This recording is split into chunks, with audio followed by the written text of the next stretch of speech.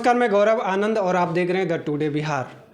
पूरे देश में लोकसभा चुनाव का 7वां चरण खत्म हो चुका है। अब सिर्फ परिणाम आना बाकी है।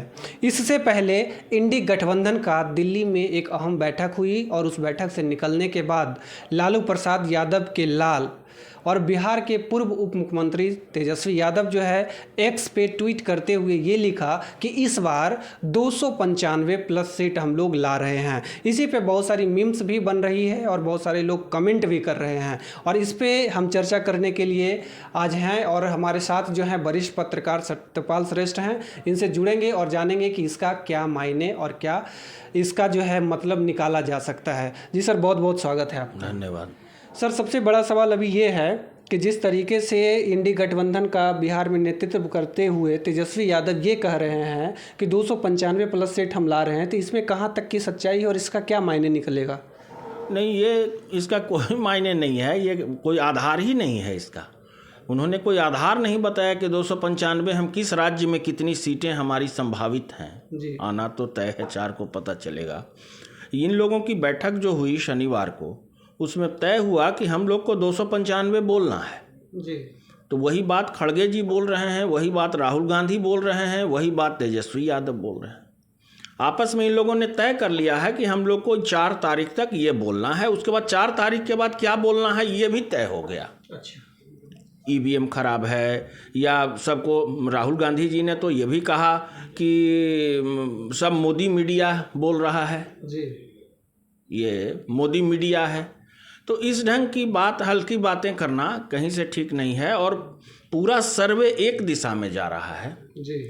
किसी ने भी उसको खारिज नहीं किया है, इसलिए इसको तो बिल्कुल मानना ही पड़ेगा कि कहीं ना कहीं आधार है उसका। सब लोगों ने आधार बताया है कि इस सीट पर क्या समीकरण रहा कि यहाँ ये आगे हैं और ये पीछे हैं। जी। ऐसा नहीं है जहाँ भाजपा पीछे है या एनडीए पीछे है उसको बता रहा है सर्वे की पीछे है जी, आगे है। तो इसमें तो कहीं कोई दो राय नहीं है। ये लोग केवल एक जनता को गुमराह कर रहे हैं कि 295 या एक संख्या इन लोगों ने तय कर ली है कि हमको 300 से नीचे बताना है। एक प्रोपेगेंडा के तहत जो है ये लोग इस तरीके से बातों को फैला रहे हैं।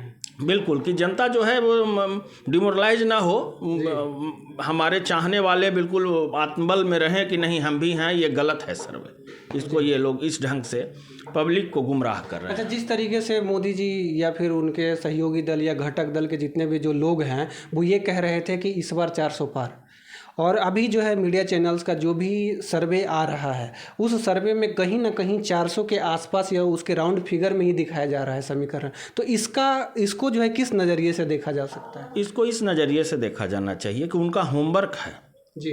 उनकी पार्टी में चुनाव खत्म होते अगले चुनाव की तैयारी में वो लग जाते हैं और वहाँ का फीडबैक लेते हैं, समीकरण देखते हैं, जातीय समीकरण या और भी जो भी समीकरण है, सामाजिक समीकरण, कि ये सीट हमारे पक्ष में आ रही है कि नहीं। जी। तो उनके कार्यकर्ता हर बूथ पर कार्यकर्ता हैं। दूसरा, कई ऐसी एजेंसियां काम कर रही हैं जी, जो उनको सही इनपुट दे रही है, उस आधार पर बोलते हैं। अमित शाह ने तो फेज वाइज बताया कि इस फेज में हम इतना पार कर गए, इस फेज में हम इतना पार कर गए, इस फेज में हम तो इतना जो है फीडबैक है, उसका आधार है और सर्वे भी उस आधार पर चल रहा है। तो कहीं ना कहीं उनके पास सही आंकड़ा है तभी बोल रहे हैं।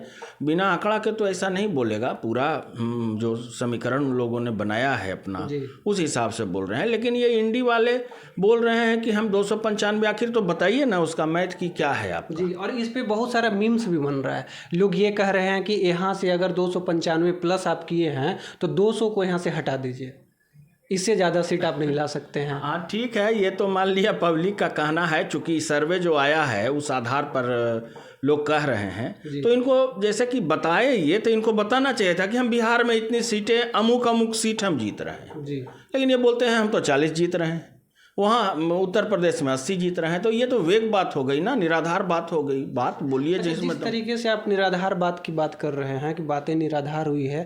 हम पूरे लोकसभा चुनाव में जो 7 चरण 7 फेज में जो चुनाव हुआ, तो इसमें देखें कि विपक्ष के पास कोई मुद्दा नहीं था। वो सिर्फ क्या है कि जो काउंटर कर रहा था और जैसे प्रधानमंत्री हो गए या फिर इंडिया गठबंधन के जो भी घटक दल हैं, वो इंडिया गठबंधन के जो लोग हैं वो सिर्फ हमला कर रहे थे। इससे क्या मतलब निकला? देखिए, एक इसमें एक लोकोक्ति है, मुंडेर मुंडेर मतिर भिन्ना, जय मुंडी तय पिंडी। तो अगर इतनी पार्टियां एक जगह हुई हैं तो कहीं विचारधारा अलग है, तभी तो अलग अलग पार्टियां बनी थीं, और उनको जोड़ के रखना तो कठिन काम है ना। सबकी अपनी अपनी विचारधारा है, तो क्या आधार होगा, क्या ये बनाएंगे मुद्दा? ऐसे ही बैठ गए, सिर्फ मुद्दा है मोदी को हटाना है, तो क्या मुद्दा बनाएंगे? तो सबसे पहले तो कोई पार्टी लड़ती है, जैसे कि अगर एनडीए है तो उसमें मुख्य पार्टी है भाजपा, और वो तय करती है, अपने सहयोगियों की भी राय लेती है, लेकिन ये तय करती है कि हमको क्या स्ट्रेटजी बनाना है। और एनडीए ने और खास के उसके नेता ने ये तय किया कि फेज वाइज हमारा क्या मुद्दा रहेगा। फेज वाइज उन्होंने अपना जो है पासा फेंका, स्ट्रेटजी तैयार कर रहे, बिल्कुल स्ट्रेटजी तैयार है, क्योंकि वहाँ एक होमवर्क है और एक आपस में लोगों का समन्वय है, और मुख्य एक बड़ी पार्टी है वहाँ जो अकेले दम पर बहुमत लाती है, सहयोगियों का ख्याल रखती है, उन सहयोगियों के सहयोग से भी जीतती है और सबका आदर है। और यहाँ तो बनने के पहले ही इंडी गठबंधन टूट गया, नीतीश कुमार अलग हो गए और कई लोग अलग हो गए, जबकि अगुआ थे, आधार यही बनाए थे, मोदी के विरोध में चले थे, लेकिन खैर ये तो पुरानी बात हो गई। तो इन लोग के पास मुद्दा सिर्फ मोदी है कि मोदी को हटाने के लिए हम लोग एकजुट हुए हैं, इसलिए कोई भी आंकड़ा पेश कर दे रहे हैं, कुछ भी कह दे रहे हैं, मोदी के विरोध में चले जा रहे हैं। अरे भाई, मोदी के विरोध से थोड़े आधार तय होगा, कुछ तो होगा मुद्दा कि हाँ हमको इस विषय पर नौकरी मुद्दा बनाते हैं, तो नौकरी भी नीतीश कुमार कहते हैं कि मुखिया हम हैं, नौकरी हमने दी, तो नौकरी भी मुद्दा नहीं बन पाया। या और भी जो भी नैरेटिव ये सेट किए, मुद्दा इनका नहीं बन पाया, आम जन तक ये बात नहीं पहुंच पाई, आम जन इसको ग्राह्य नहीं कर पाई। वो ये तो तय है ना कि मोदी जहां गए उनकी बात सुनी गई और उसको दोहराई गई। तो जब बात सुनी और दोहराई गई यानी कि उसको स्वीकार किया गया, तो इसको मानना होगा। मान लिया कि आप ना मानिए, हमको आप पसंद नहीं है तो हम कुछ भी आपके विरुद्ध बोल दें, लेकिन जो सच्चाई है उसको मानना होगा कि मोदी के पक्ष में जनता रही, तभी तो सर्वे ऐसा आ रहा है। बाकी तो 4 तारीख को पता चल जाएगा वस्तु स्थिति क्या है। फिर उनको 295 आता है कि ये 400 पार जाते हैं, दोनों स्पष्ट हो जाएगा। अच्छा, जिस तरीके से मीडिया चैनल में अगर हम देखते हैं तो जो आंकड़ा पेश कर रही है, क्या वो उचित है या सही माना जा सकता है? नहीं, उसका आधार बता रहा है जो आंकड़ा दिया गया है, उसका आधार है, बेस है, सर्वे कराया है कि कितने लोगों से हमने बातचीत की। वो मैंने ऐसे ही वेग नहीं बोल रहा है। जो भी एजेंसी इस बात को, चैनल का अपना ये नहीं है, चैनल ने वो किसी एजेंसी को बुला के उससे जानकारी ली है और वो बात बताई जा रही है। ऐसे ही नहीं, निराधार बात नहीं कही जा रही है कि किसको कितनी सीटें आ रही हैं। तो उसको तो मानना होगा, और नहीं मानना है आपको तो 4 तारीख को पता चल जाएगा कि वो कितना सच है। अभी तक का सर्वे मोटा मोटी एक दिशा में जब भी गया है सर्वे, तो उसको सही पाया गया है। आप पहले के चुनाव में भी देख लीजिए, इसके पहले उसके पहले आम चुनाव या विधानसभा चुनाव में एक आध बार को छोड़ दिया जाए तो उसमें डिफर था। जैसे कोई चैनल उसके का सर्वे कुछ था, किसी का कुछ था। तो यहाँ लेकिन सब एक है, मतलब सब एनडीए को बढ़त बता रहा है और सब की संख्या करीब करीब मिलती जुलती है।